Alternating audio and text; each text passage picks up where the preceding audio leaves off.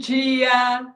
Nossa coluna Direitos das Manas, é um prazer, uma honra estar aqui toda terça com essa querida audiência do Portal Desacato, da Manhã com Dignidade. Um beijo aí para todo mundo que nos acompanha, para toda a equipe do Manhã com Dignidade. Gente, hoje a nossa pauta, estou aqui com esse clima bem quentinho porque está frio aqui em Chapecó, vai ser sobre os três poderes e o papel das Forças Armadas nessa estrutura que a Constituição determina para o nosso país, né, para a nossa República Federativa do Brasil.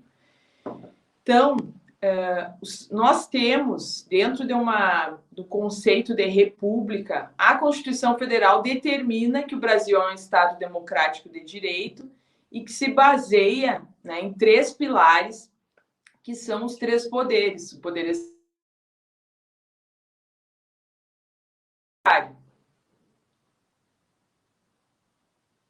Estão me ouvindo?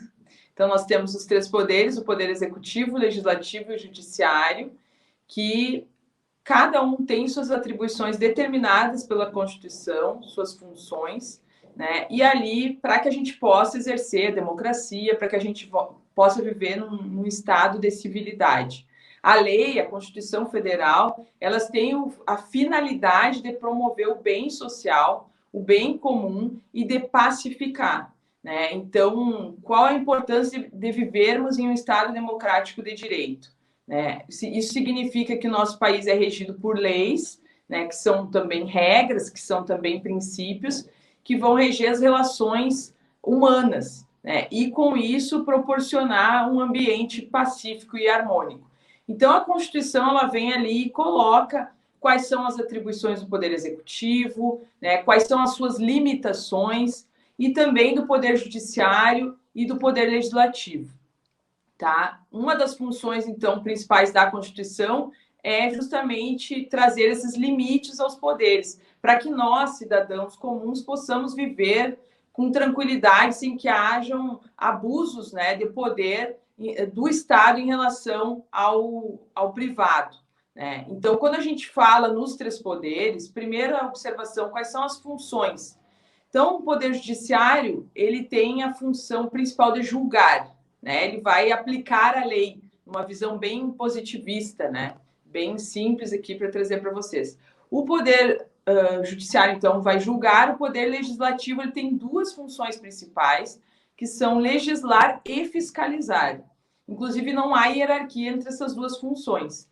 A gente sempre, quando pensa no parlamento, pensa em leis, né? Pensa na inovação do ordenamento jurídico, que está correto. O legislativo, sejam os vereadores, os deputados estaduais, deputados federais e senadores, eles têm a função de criar leis. Mas, além disso, eles também têm uma função principal, que é fiscalizar o executivo. Então, o vereador ele tem a obrigação de fiscalizar os atos do prefeito, o deputado estadual tem a obrigação de fiscalizar os atos do governador, assim como o Congresso Nacional, composto pelo Senado mais Câmara, tem a obrigação de fiscalizar o presidente da República, tá?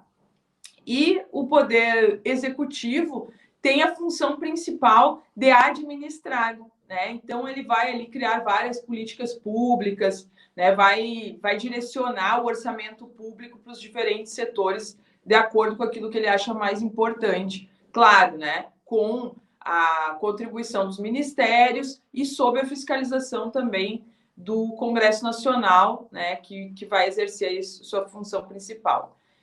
Então, gente, também é importante saber que, além dessa função principal, cada poder ele desenvolve funções atípicas ou secundárias. Então, o Poder Executivo ele vai, por vezes, legislar e vai também julgar, ou seja, ele vai fazer as funções dos outros poderes.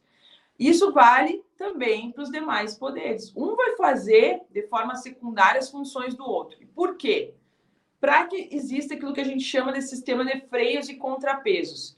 Ou seja, não é interessante para nós, cidadãos comuns, brasileiros, brasileiras, que um poder se sobreponha ao outro, né? É preciso que que eles sejam equânimes, que haja um balance ali entre eles, né, para que um fique fiscalizando o outro, para que não haja uma ditadura mesmo, para que não haja um poder totalitário. Então, é muito importante que os três ali fiquem se fiscalizando, se controlando. A gente chama também isso de checks and balances, né, que é o sistema de freios e contrapesos.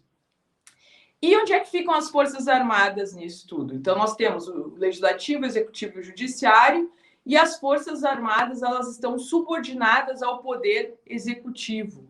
Então, a gente tem o Presidente da República, temos o Ministro da Defesa e temos as Forças Armadas. E é muito importante, inclusive eu, como sargento da reserva, falar aqui para vocês que as Forças Armadas, elas têm a função de proteger a sociedade. Elas estão ali para servir o povo brasileiro, jamais para voltar as suas armas contra essa população, né? E elas estão sob o comando do presidente da República, mas o presidente da República não é um monarca, não é um rei, né, que vai fazer o que ele bem entender. Ele tem que agir de acordo com aquilo que a Constituição estabelece, né? Então, a gente tem ali todas as atribuições do Poder Executivo no artigo 84 da Constituição, né? Assim como temos no artigo 85 os crimes de responsabilidade do presidente da República, os quais, se ele infringir, ele vai ser penalizado, ele vai sofrer um processo de impeachment.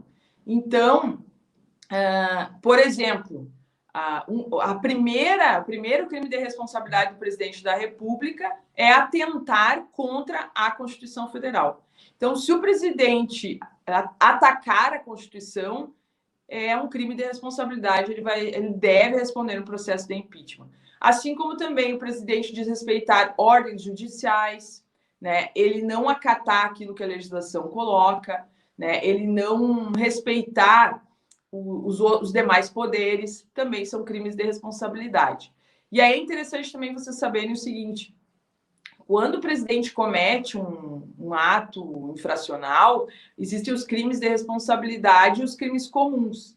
Então, quando for um crime de responsabilidade, ele vai ser julgado pelo Senado. A Câmara admite, né, ela analisa ali por 2/3 se vai ter ou não abertura desse processo contra o presidente. Havendo abertura, vai para o Senado vai julgar o presidente em caso de crime de responsabilidade, ou seja, o impeachment, né? Se for um crime comum, quem julga o presidente da República é o STF.